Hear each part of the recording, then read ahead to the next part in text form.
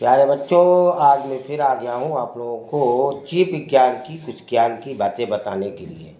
हमने आप लोगों को एजोफिल्स या इओसिनोफिल्स जिसको बोलते हैं, बेसोफिल्स, हिस्टोफिल्स या न्यूट्रोफिल्स, इसके बारे में हमने आपको बता दिया था क्या क्या इसके कारण हैं।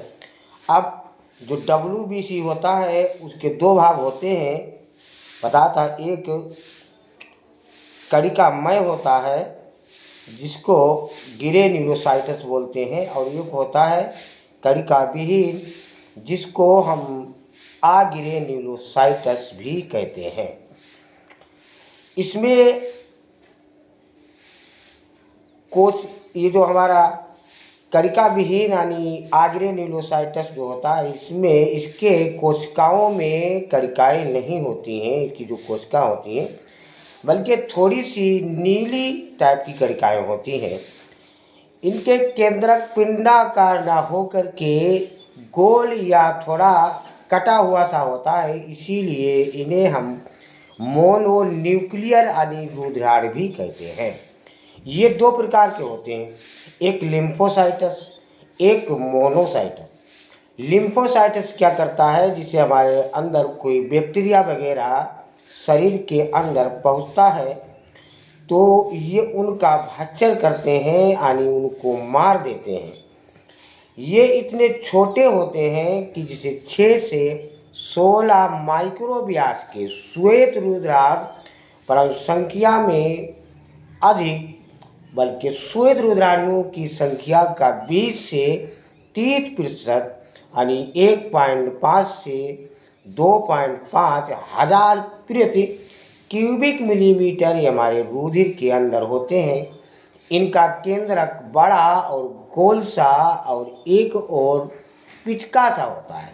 इनके अंदर कोशिका द्रव बहुत कम होता है और कोशिका द्रव के अंदर कणिकाएँ भी कम होती हैं। ये पितृक्षी का कार्य करते हैं, यानी इनमें भ्रमण की जो क्षमता होती है, ये हमारे रुधिर में कम भ्रमण करते हैं। और इनका प्रमुख कार्य है कि शरीर की यानी प्रतिरक्षी प्रक्रियाओं में जो रोगाणुओं को नष्ट करना। इनमें एक प्रकार की प्रोटीन होती है, ये प्रोटीन का संश्लेषण करते हैं, और जिनकी खोज सन 1851 में इनको एक नोबेल पुरस्कार मिला था। विजेता जिनका नाम था एमिल वान बेहरिंग, इन्होंने इनकी खोज की थी। एक होता मोनोसाइटस। मोनोसाइटस क्या करता है, जो बैक्टीरिया वगैरह लिम्फोसाइट ने मार दिए उनका ये भक्षण कर लेते हैं।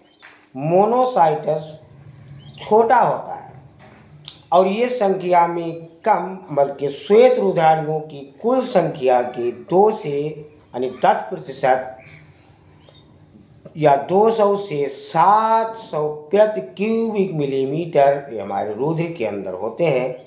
परंतु सबसे बड़े यानी 12 से 20 म्यू यानी व्यास के ये सक्रिय भ्रमण और भक्षण करने वाले होते हैं। इनका केंद्रक बड़ा और वृत्ताकार सा और अर्ध चंद्राकार सा होता है। प्राय ये ऊतक में जाकर के, यानी जो कोशिकाएं होती हैं, कोशिकाओं का समूह होता है वो ऊतक होता है, तो ऊतक के ये द्रव्य में जाकर के मैक्रोफेजेज में बदल जाते हैं और जीवाणुओं का भक्षण कर देते हैं, यानी उनको खा लेते हैं। एक होता है रुधिर प्लेटलेट, जिसको हम थ्रोम्बोसाइटस भी बोलते हैं।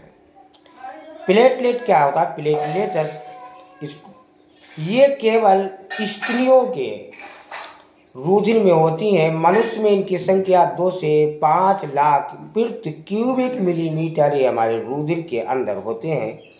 इनकी संख्या कम हो जाती है तो मानव को कमजोरी का आभास होता है, हाथ पैरों जोड़ों में दर्द होने लगता है, और अधिक कम होने से रुधिर का स्राव होने लगता है, क्योंकि ये हमारे रुधिर के स्कंदन में भाग लेती हैं। यानी जब हम कट जाते हैं तो रुधिर में जो प्लेटलेट होते हैं उनका विखंडन होने लगता है, यानी वो टूटने लगती हैं।